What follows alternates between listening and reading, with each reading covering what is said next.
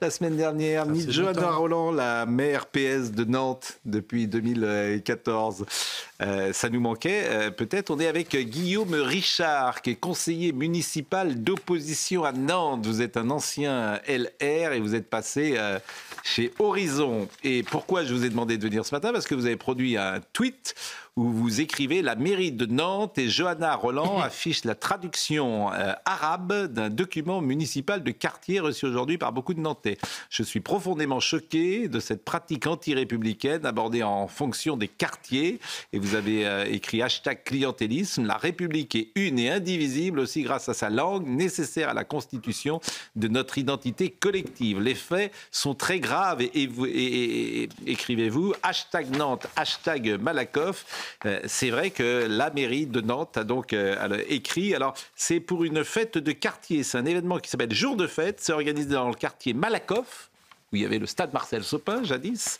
Le quartier Malakoff pré-Gauchet, ça aura lieu le 17 septembre. Et donc, la mairie de Nantes écrit en arabe. Bonjour, monsieur Richard. Bonjour, Pascal Pro. Ça vous a Alors, choqué? elle écrit en arabe, mais elle écrit en arabe, mais elle écrit en anglais et en espagnol également. Ce qui est profondément choquant, c'est qu'on reçoit un document municipal écrit dans une autre langue que le français. Et aujourd'hui, les faits sont simples. Quand une collectivité écrit un document à destination des habitants, et ça a été reçu dans les boîtes aux lettres des habitants de ce quartier, c'est un document qui doit être écrit en français. Et en aucun cas, on doit sectoriser les habitants par la langue. Bien au contraire, on doit réussir à les réunir par le français.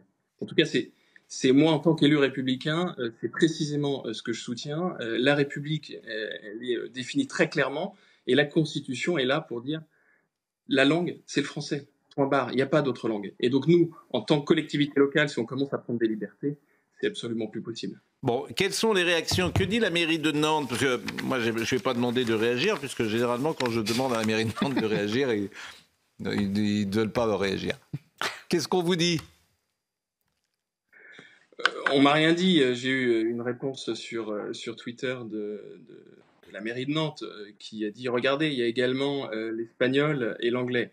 Moi, je dis juste en fait qu'ils sont complètement déconnectés de la réalité, parce que la réalité, c'est que ce sont des habitants de Malakoff. Il y a deux quartiers. Dans ce quartier nantais, il y a Malakoff et Saint-Donatien. Saint-Donatien qui est un quartier plutôt aisé et Malakoff un quartier plutôt populaire. Et ce sont les habitants du quartier Malakoff qui me disent on nous sectorise, nous on est français, on lit le français comme toi et moi, Oui. on comprend pas l'arabe littéraire.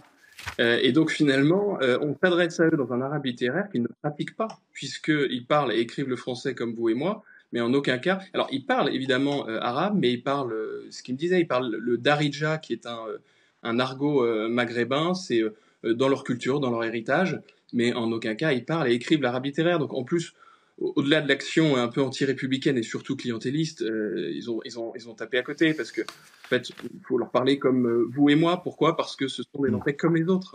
Bon. Et je trouve que les sectoriser par la langue est proprement scandaleux. Non, mais là encore, c'est évidemment l'idéologie qui est derrière tout ça. Je voulais vous avoir ce matin, évidemment, ce n'est pas un thème essentiel de l'actualité du jour, mais là encore, ça fait sens et c'est révélateur d'une certaine façon de fonctionner, notamment dans cette mairie de Nantes. Merci beaucoup, monsieur Richard. Merci.